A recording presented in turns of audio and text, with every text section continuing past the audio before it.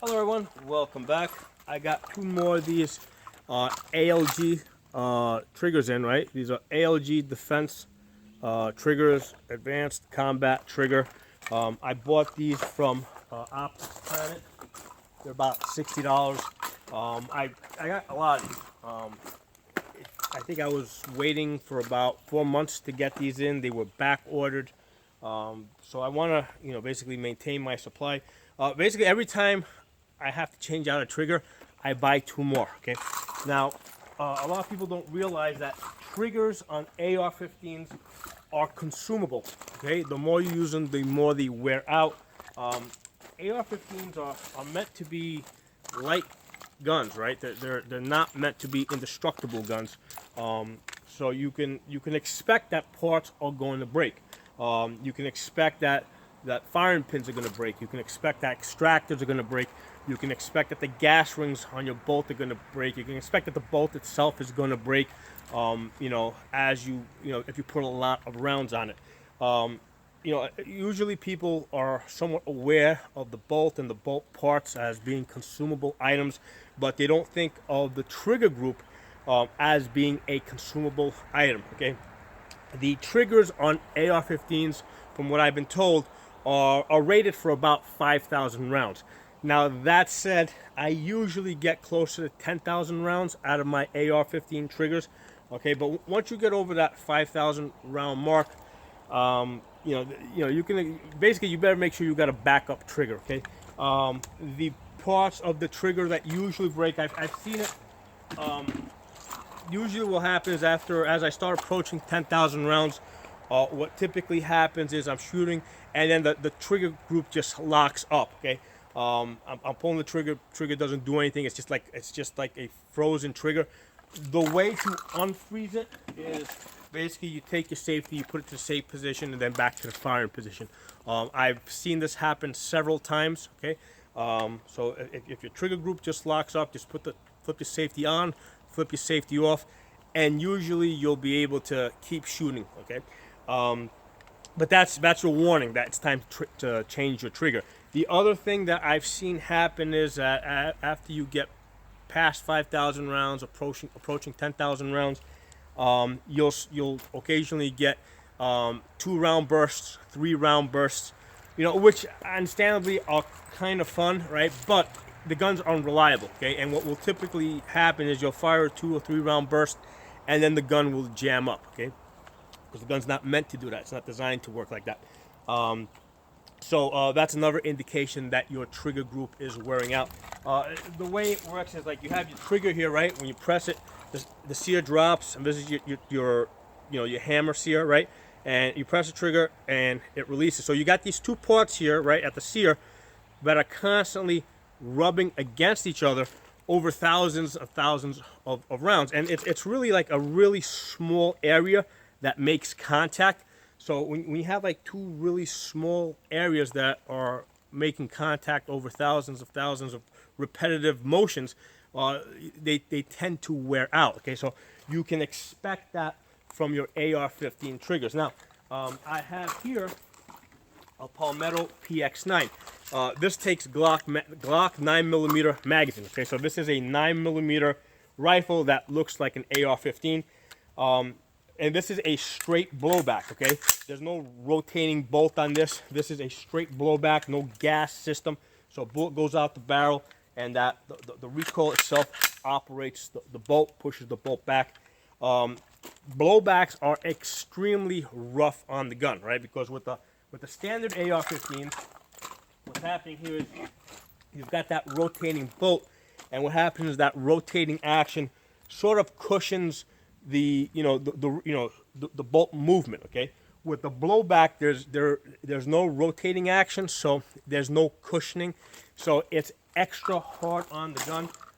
With these Palmetto PX9s, good thing, it's kind of like a good and a bad thing. The good thing is that they take standard AR-15 mil-spec triggers, so the same ALG triggers that go into this AR-15 will go into this PX9, so that's great because I can stock up on triggers that will work on both of these guns.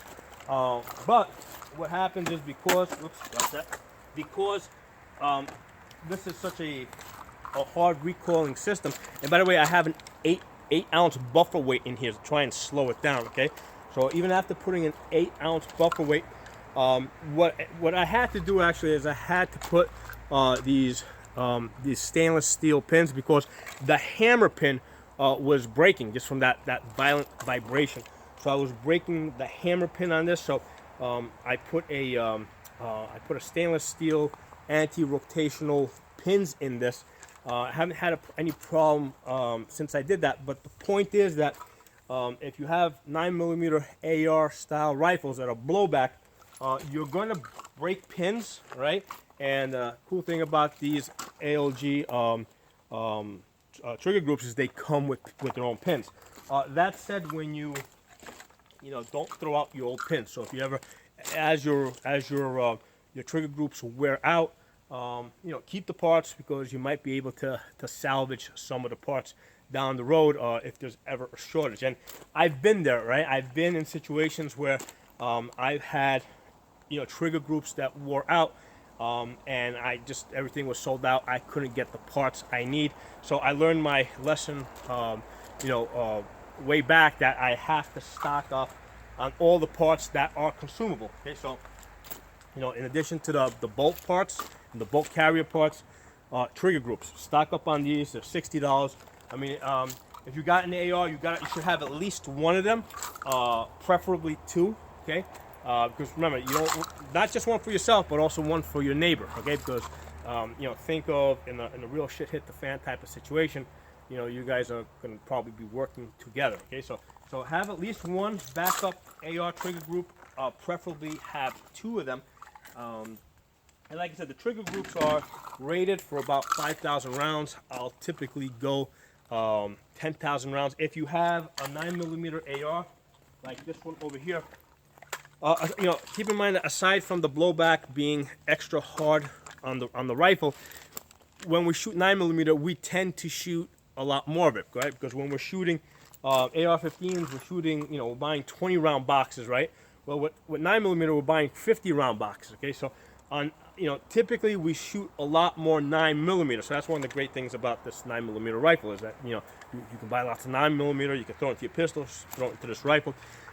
So these blowbacks tend to do a lot more shooting. So again, you're gonna go through your trigger groups a lot faster. So I just wanted to kind of put that out there. These are the trigger groups that I use, ALG. Not because I think basically they're mil-spec triggers.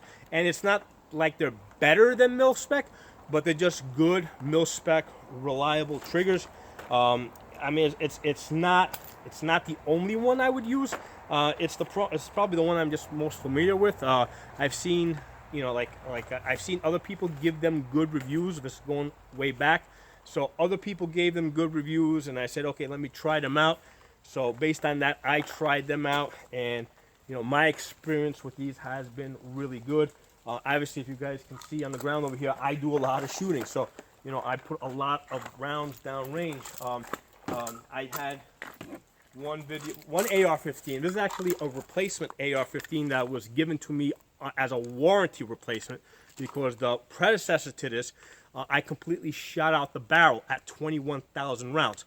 So over 21,000 rounds, I went through about 3 trigger groups. Okay, this 9mm AR over here, I think I've kind of lost count on the rounds on this. I mean, I can easily do 1,000 rounds a month on this gun, if not more. I probably have put in at least 2 trigger groups on this PX9 over here. So just keep it in mind. This is definitely something that you want to have backups of for your AR-15s. You want to have extra bolt parts. Have an extra bolt carrier. Get one of those lost and broken parts kit. Okay, and you just get yourself full trigger group.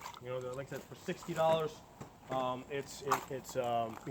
it's worth having, because I had to wait, I think, about 4 months for these 2 to come in, and I've got at least 5 more just sitting in a drawer somewhere. But you know, I wanted to, you know, stay ahead of this. You know, I don't want to get to the point where I needed an extra trigger group and all of a sudden, you know, this crazy stuff going on out there and I can't buy parts. So anyway, I hope you guys enjoyed this video. If you're not a member of the channel, subscribe. I'll talk to you next time. Oh, by the way, they also do have a polished, this is just a standard one.